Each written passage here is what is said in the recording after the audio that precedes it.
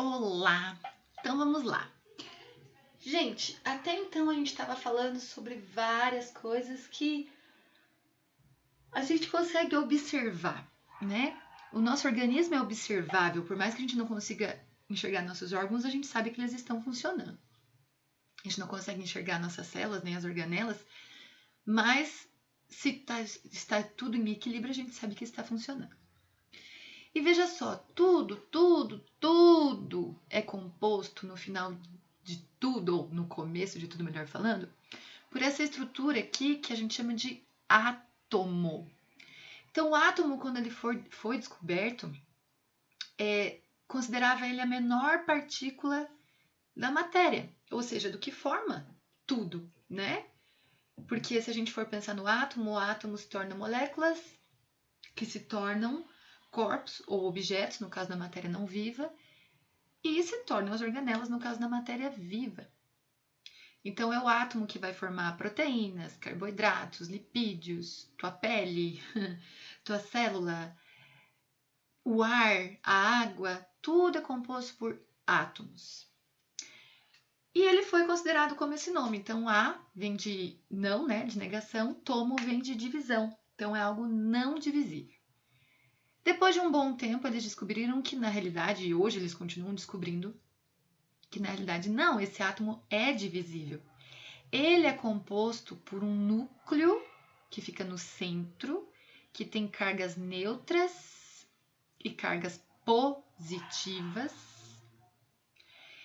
E ele é rodeado por cargas negativas, que ficam uma longe da outra porque elas se atraem se não estiverem separadas. Então, elas teriam um choque aí e poderia acontecer de quebrar esse átomo. Então, a estrutura do átomo é separada em núcleo, com prótons e nêutrons, e eletrosfera com elétrons.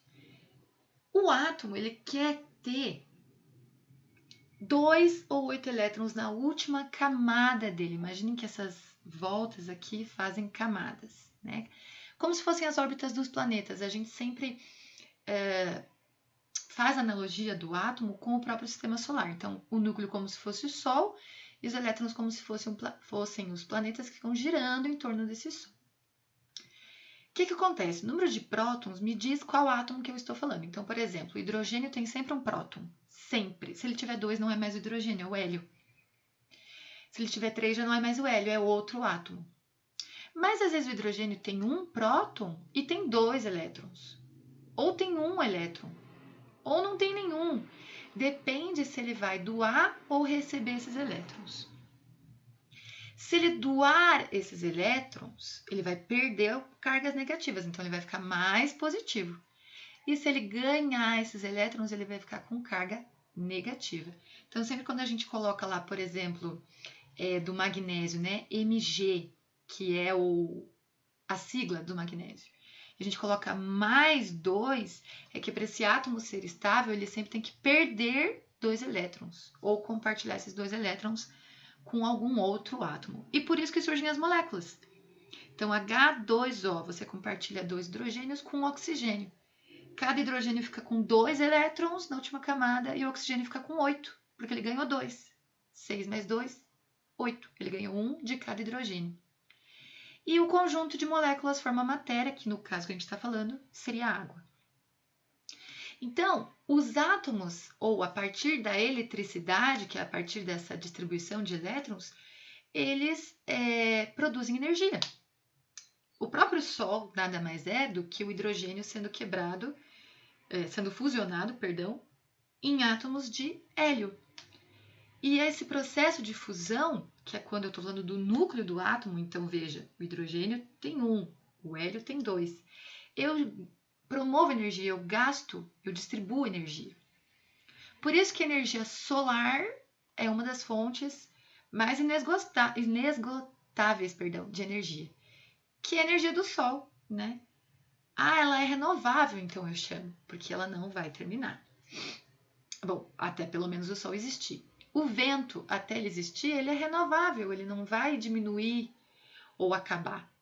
Diferente da biomassa, né, dos organismos, que a gente usa também para combustíveis fósseis, como por exemplo a queima de petróleo, diferente da água, que são não renováveis. Então a hidrelétrica, por exemplo, depende da quantidade de água. E ela tem esse perfil aqui. Então ela tem o rio, né? Eles fazem a barragem, fazem um alagamento de uma área muito grande para esse processo. E aqui dentro, eles têm como se fosse essa turbina, ó.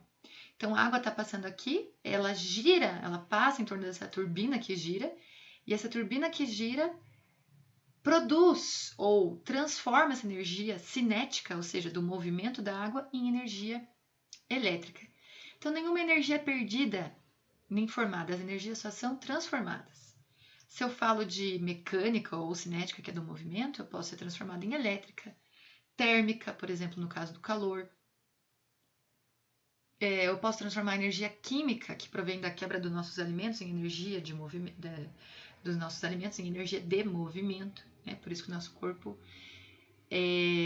sobrevive, por isso que o nosso corpo tem atividades.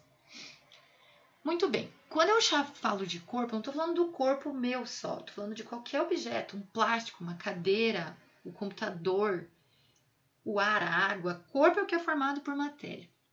Então, quando eu falo que ele é eletricamente neutro, ele tem a mesma quantidade de cargas positivas e cargas negativas.